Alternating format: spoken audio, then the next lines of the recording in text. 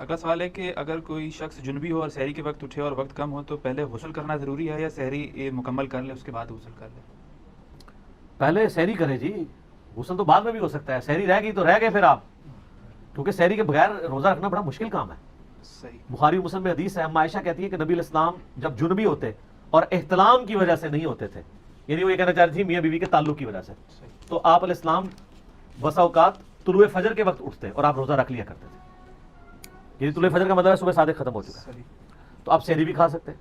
بخاری مسلم میں آتے ہیں حضرت ابو ہریرہ تو یہ فتویٰ 30 سال تک دیتے تھے حضور کی وفات کے بعد صلی اللہ علیہ وآلہ وسلم کہ جس پہ غسل فرض ہو وہ روزہ نہیں رکھ سکتا. اما عائشہ تک یہ مسئلہ پوچھا تو آپ نے کہا کہ ابو ہریرہ نے کہاں سے مسئلہ نکالا ہے. جب ان کو پوچھا گیا تو انہوں نے کہا کہ نبی علیہ السلام تو خود یعنی اپنی بیویوں سے تعلق قائم کرنے کی وجہ سے جنبی ہوتے تھے اور آپ اس حالت میں روزہ رکھ لیتے تھے اور فجر کا وقت داخل ہونے کے بعد غسل اتارا کرتے تھے. تو آپ پہلے سحری کھائیں پھر بعد میں.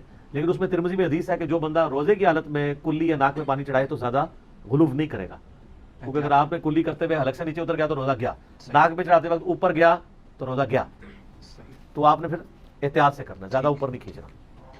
اچھا اب آپ اس میں یہ بھی دیکھیں کہ نبی علیہ السلام پہ جو غسل فرض تھا وہ آپ کو پتا تھا نا کہ مجھ پہ غسل فرض ہے، تو آپ رات کو غسل کر لیتے.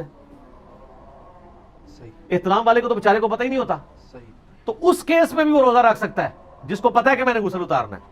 جس بیچارے کو پتہ ہی نہیں ہے کہ میں نے غسل میرے پہ صبح اٹھ کے اس کو پتا چلا تو وہ درجہ اولا کر سکتا ہے. اور اس میں یہ بھی یاد رکھیں کہ اگر دوران روزہ کوئی شخص سویا دن کے وقت اور اس کو احتلام ہو گیا ہے تو اس کا روزہ نہیں ٹوٹے گا، کیونکہ اس کا اختیار تو نہیں ہے. اگلا سوال اسی سے کریں. آپ نے جواب دے دیا. اسی کا دوسرا پورشن یہ کہ اگر کوئی جذبات سے مغلوب ہو کر مشت زنی کر لے تو پھر روزے والا اس کے اوپر میں نے بات کی تھی نا کہ اس کے روزے کا پھر وہ کفارہ تو نہیں دے گا، وہ 60 روزوں والا، وہ فدیہ یعنی فدیہ نہیں، ایک روزے قضا کرے اور توبہ کرے. روزہ اس کا بعد ٹوٹ گیا. اگر کسی نے اس طرح غلط کام کیا تو اس کا روزہ گیا، روزہ ٹوٹ گیا. روزہ توڑنے والے کاموں میں سے ایک کام ہے اور یہ اتفاقی مسئلہ ہے.